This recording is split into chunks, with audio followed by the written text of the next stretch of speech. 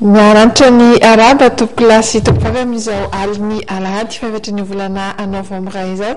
Afaly indray manasanao anaraka hatramin'ny farany ity fandarantsika mahery androany ity. Miaraba nombola miaraba ny koa tsika rehetra mpanaraka ny fandarana mahery amin'izao hariva izao tonga eto amin'ny sehatra afahana mitantara sy milaza ireo vaovao ara-panatanjahantena nandritra ity herinandro ity indray sika amin'izao hariva izao. Alaza ny tontolon'ny baolina kitra amin'ity hariva ity satria dia isan'ny zava-dehibe ary tsy fahita ho an'ireo tanora sy zandry taty aoriana ny fahitana indray ireo mpilalao fahiny tao anatin'izany ekipam-pirenena malagasy izany fa mialohan'izay andray lalao iraisam-pirenena ihany koa tsika amin'ity farany herinandro ity. Ia, nandray ny fiadiana tomponaka ny Afrika ary mbola mitohy moa izany mandritra ny rampisy ravakapitso ny fifanana fiadiana tomponaka ny Afrika eo amin'ny taranja taekwondo sika 20 ny firenena mandray anjara aiza hoe tsika malagasy no fataoriana ny roa andro ny fananana. Sarotra dia sarotra aloha ny toerana misy an'i Madagasikara raha amin'ity fiadiana tomponaka ny Afrika eo amin'ny taranja taekwondo ity satria dia medaly alimo roa izay no azon'ny malagasy hatreto ady mbola ho an'olo tokana moa nanomboka omaly sy ka ny farana androany malagasy tokana ihany kosa miarika lalao famaranana anio alina izany hofitinina aminao ireo vokatra efa azo mitarika zareo ivoiriana.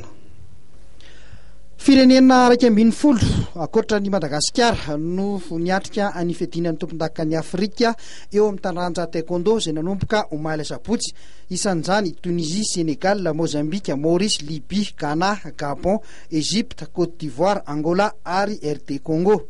Veuillez accueillir la délégation du Mozambique.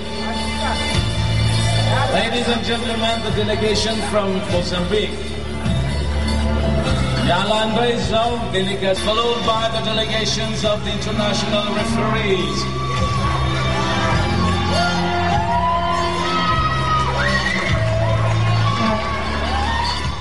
Melohan'ny faninanana dia nisy ny filaharana ho an'ireo mpandray anjara rehetra.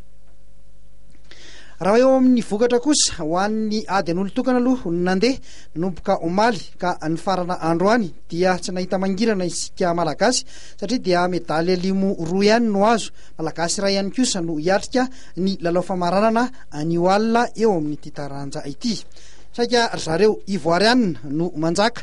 Zareo aloha zao manana medaly volamena betsaka indrindra, manana medaly volamena 4. Manaraka azy eo ny Egyptianina manana medaly volamena 3 ary ny Tunisianina manana medaly volamena 1. Toy izao ary ireo vokatra tonga eto am-pelantanana. Eo amin'ny latsaky ny 720 kilao sokajy zazavavy nahazo ny larina voalohany ny Hermine Saïd Elsimi avy any Egypte rehefa nandresy any Falkadi avy any Sénégal.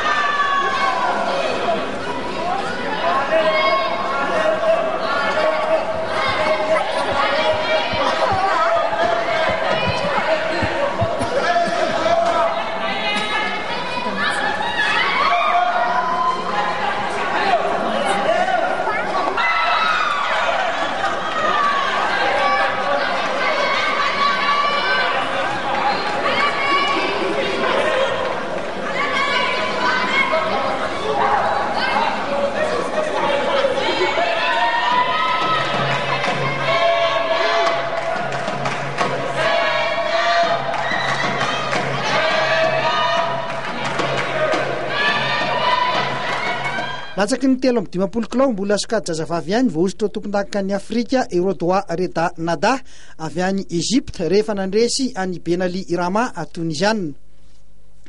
Latsaky ny 12 kilao sokajy zazavavy ihany nahazo ny larina voalohany Gabi Routmari Christelle avy any Côte d'Ivoire rehefa nandresy any Diop Demba Koimbe avy any Sénégal. Latsaky ny 17 kilao mbola sokajy zazavavy ihany larina voalohany Kone Mamina avy any Côte d'Ivoire rehefa nandresy Menatala Maher Abdelal avy any Egypte. Eo amin'ny lehilahy kosa mbola sokajy an'olo tokana izy ity izay efa tonga eto am-pelantanana ihany koa ny vokatra. Latsaky ny 415 kilao dia nahazo ny larina voalohany Hussein Sherifa avy any Egypte rehefa nandresy ny Ebred Ahmed avy any Libye. Latsaky ny 13 kilao Igran Hamza avy any Côte d'Ivoire no larana voalohany rehefa nandresy ny Briki Oid avy any Tunisie. latsaky ny 770 kilao sy kajy lehilahy ikasy Benin Anise avy any Côte d'Ivoire larana voalohany rehefa nandresy any Karim Mahmoud avy any Egypte.